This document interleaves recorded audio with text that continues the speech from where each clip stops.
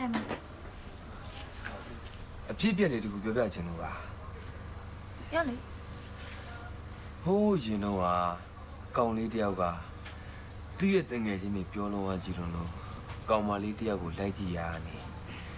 အရန်ကိုစိတ်ဝင်စားသွားပြီရည်သားစကားလိုက်ပြောတယ်တဲ့ဟုတ်လို့လားဟုတ်တာပေါ့အဲ့ဒီကောင်လေးကအဲ့ဒီကောင်မလေးကိုတကယ်ကိုချစ်လို့ရည်သားစကားလိုက်ပြောတာပါဟုတ်စိတ်ဝင်စားမယ်ဆိုရင်အဲ့ဒီကောင်လေးပြောခဲ့တဲ့ရည်သားစကားကိုပြန်ပြီးပြောပြချင်ပါတယ်နားထောင်မယ်မလားမိစနာနင်ကအဲ့လိုခေါ်ပြန်ပြီလားသူတို့ကအရင်နေ့ကတိနေကြလားဆရာမသိဘူးကွာဒီလောက်တောင်ပြောပြချင်တယ်လည်းပြောတခုတော့ကြိုပြီးပြောထားမယ်နော်အခုပြောတဲ့အကြောင်းအရာတွေကအမှန်နေပါဆိုတာကိုတော့နေုံကြည့်ပေးရမယ်အဲ့ဒါငါသဘောပါကောင်းပါပြီအဲ့ဒီကောင်လေးနဲ့ကောင်မလေးကနေနဲ့ငါပဲဆိုပါတော့ကောင်မလေးနောက်ကိုရောက်လာတဲ့ကောင်လေးရှင်နေရမ်းခုံပြီး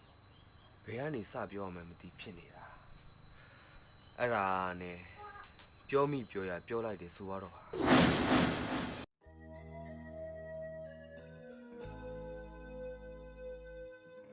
ရီးသားစကားပြောရီးသားစကားပြောတာအသက်သိစရာလိုလို့လား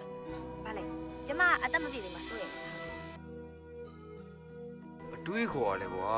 20ရာစုကနေဟိုမတက်သေးဘာပြောလဲဟုတ်တယ်လေအကယ်၍များမင်းကကိုယ့်ကိုပြန်ပြီးချစ်ခဲ့ပြီဆိုတော့ဟောချစ်ခဲ့ရင်ပြောတာပါ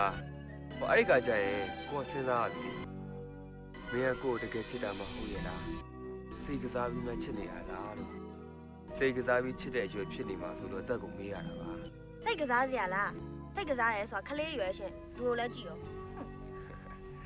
စိတ်မဆိုးပါနဲ့ကွာနော်ဟောဒီမှာကိုမေးတော့နေစီပဲနေချင်တာပဲ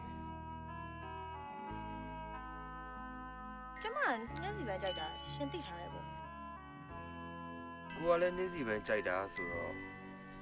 မင်းတို့လည်းနှင်းစီပန်းကြိုက်လိမ့်မယ်လို့ကိုယ့်ရဲ့စိတ်ထဲခံစားမိလို့ပါအပြောကတော့အမိုက်စားပဲ